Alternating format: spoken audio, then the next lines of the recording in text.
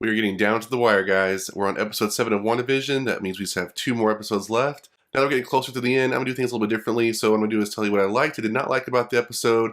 I'm going to talk about the big reveals from the episode, and then talk about some, theories and explain some things, and of course give my rating. So let's get to it. So some things I liked from the episode, I really enjoy the Modern Family theme. So we had the opening, which was basically Wanda talking to herself, breaking the fourth wall. And it reminded me just like the mom from Modern Family, and I really enjoyed that. And then we had the opening credits, which was more of like Happy Endings / The Office. Now I know with that, a lot of fans were like, oh my gosh, because it's like The Office, that means we must be getting Reed Richards / John Krasinski. But as we see in this episode, maybe that's not the case. But nonetheless, I enjoyed the sitcom theme this week, as far as we had Wanda and Vision giving, their interviews, and it was kind of a great and funny nod to the sitcoms. The thing I liked about the episode is I really like that Wanda is basically acknowledging that things are coming undone and she's coming undone and feeling alone. Those are a perfect combination of what you need to, kind of have somebody blow up, which is what we're imagine is going to happen. So we obviously know that throughout the episode, things are not staying as they should be, and they're kind of cycling through the various sitcoms. There's even a part where the wallpaper, instead of changing, is starting to roll up, which was kind of cool to see. But Wanda is seeing, like, hey, what's going on? And she realizes, am I the one doing this? Like, what's going on? So it's kind of cool to see that through all that, she's realizing, I'm not well. And honestly, throughout this episode, she just wants to kind of be alone and have her space and kind of recover. I also like that we got to see Darcy. Of course, we knew that she wasn't going to be done, because she got sucked up into the hex, and she becomes part of the circus, which becomes an escape artist. And then she gets to team up with Vision, because Vision recognizes who she is. And they basically try to work together to get back to Wanda, because Vision realized there's something going on over there and has been trying to get back to Wanda from the last episode, and stuff keeps kind of getting in their way. But throughout that process, she's able to explain to him, what's been happening, kind of catch him up. And it's sad to see, but it's also good to see, because, she does say a line about how that throughout watching the sitcoms, she can see that their love is true and that they belong together. So that kind of gives him the recognition, you know what, I'm going to go to my wife. I'm going to go see if she's okay and help her out, which we'll find out in the next episode probably, that they're going to have to team up for something juicy. And probably the next thing I enjoyed the most is we got to see Monica become Photon. So she, throughout this whole show, Monica Rambeau has just been like, trying to push through and push through and push through to get to Wanda no matter what it takes. And even if she were to die in the process, she feels like she'll be vindicated, because, she feels like she's lost a lot with her mom being gone. And we don't know how that's really going to set up for Captain Marvel 2. So as of now, she feels like she has nothing to lose and everything to gain. And obviously so, because through her process of pushing through the hex barrier, she basically fully transforms, I guess you can call that. She fully transforms into a Photon and is able to start using her powers. And so Photon in the comics, she's able to use electromagnetic waves and see those and use those and manipulate them and use them as powers. All right, so what did I not like about the episode? So I did not like that we finally got to see Monica's contact, and it was not John Krasinski, it was some no-name actress soldier. Now, nothing against soldiers, love the military, got family members in the military, not that point, but I'm talking more like they did all this build-up, and then we got to see him, and it was just a regular person, nothing like too special as far as like not a Marvel character. So I felt like that was kind of a letdown. Also, there wasn't really any Evan Peters in this episode, and, given that he was kind of shot off in the last episode, you would think that, that would have been like something we started off with, or something we kind of see gradually through the episode. But, we didn't really get a whole lot of Evan Peters this episode. I kind of would like to see more of him. This episode was also short. I mean, it's actually been normal, but given that there was a leak that came out, I know leaks, but there was supposedly a leak that came out, or a report that came out, that it was going to be 1-hour episodes going forward from episode 7, and it was supposedly quoted from Kevin Feige, but it actually was not, so it's just 38 minutes. We did get an episode credits and an end credit scene, so we got that. But other than that, it was just kind of a short episode, so maybe in the next one it'll be longer.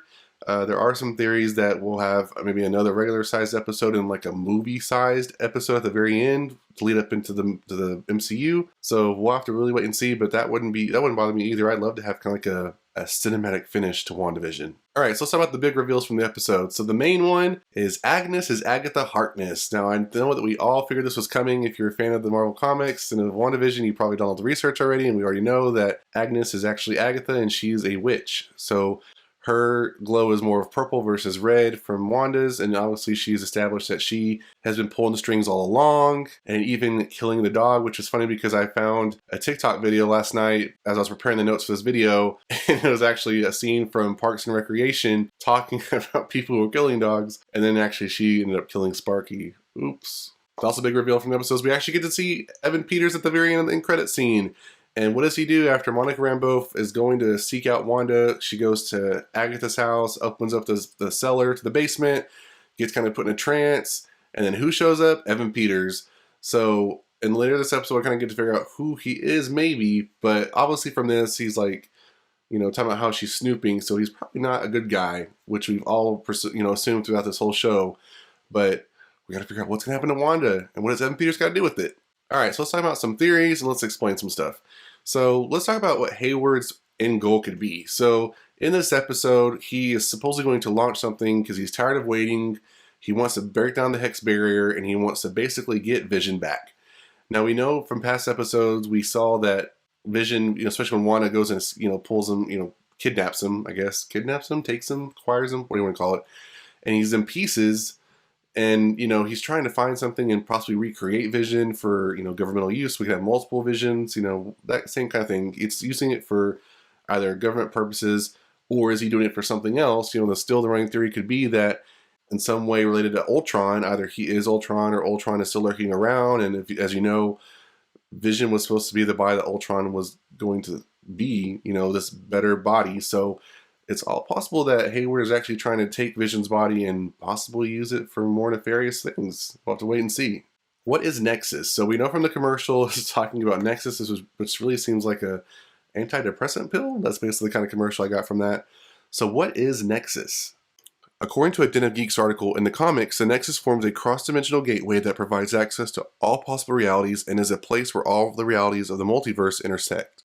Wanda herself is often referred to as a Nexus being, a multiversal anchor who serves to protect us from threats outside our reality. In the MCU, Nexus refers to the Nexus Internet Hub featured in Avengers Age of Ultron. Nick Fury contacted the Nexus Internet Hub and learned that Ultron had attempted to get nuclear codes, but somebody was changing the codes all the time. In order to find their possible ally, Tony Stark arrived at the Nexus base.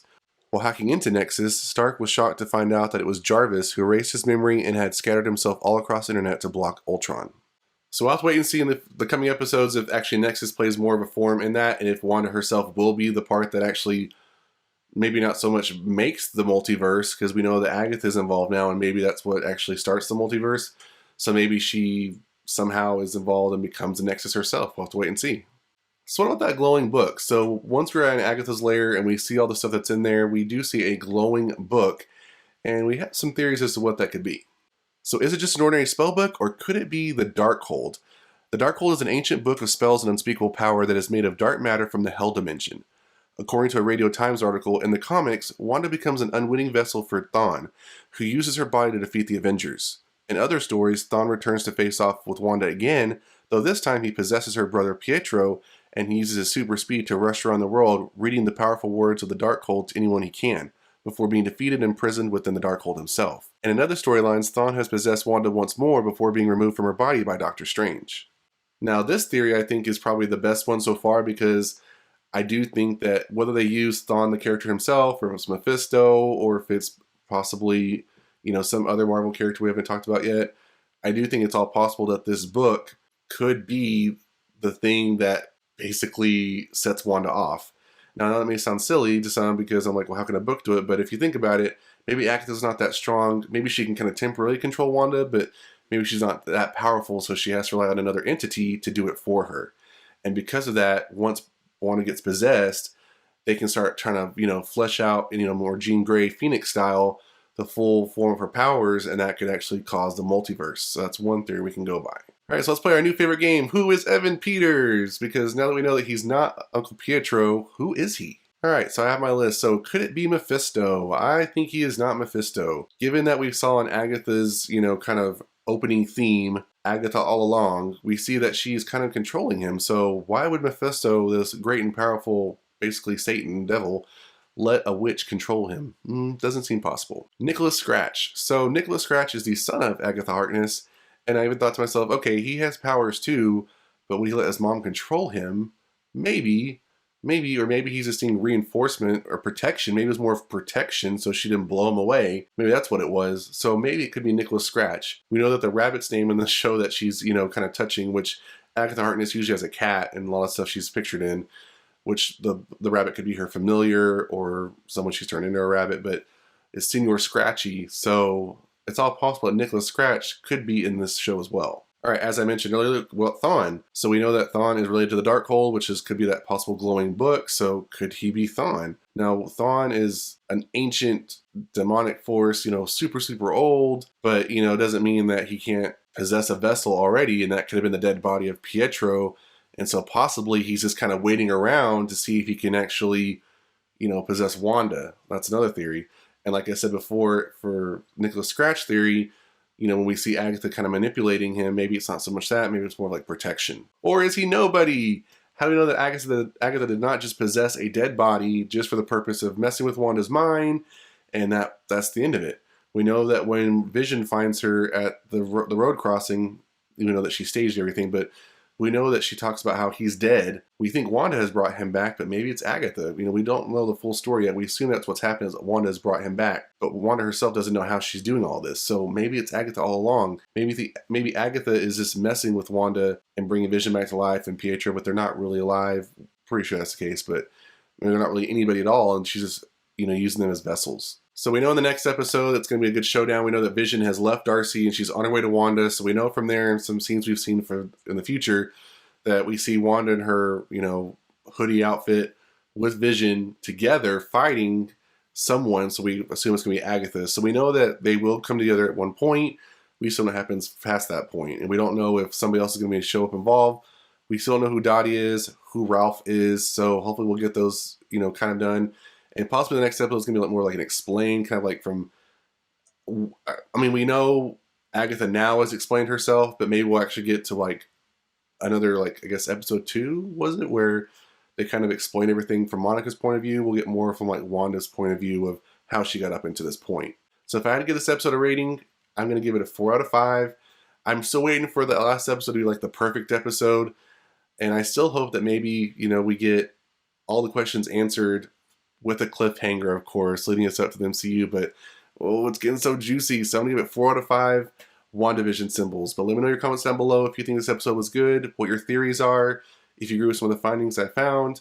Let me know below. And that's it for this video, guys. If you enjoyed, hit that like button. For more videos like this one, make sure to subscribe to the bell. I'll see you guys next time on The Mashup.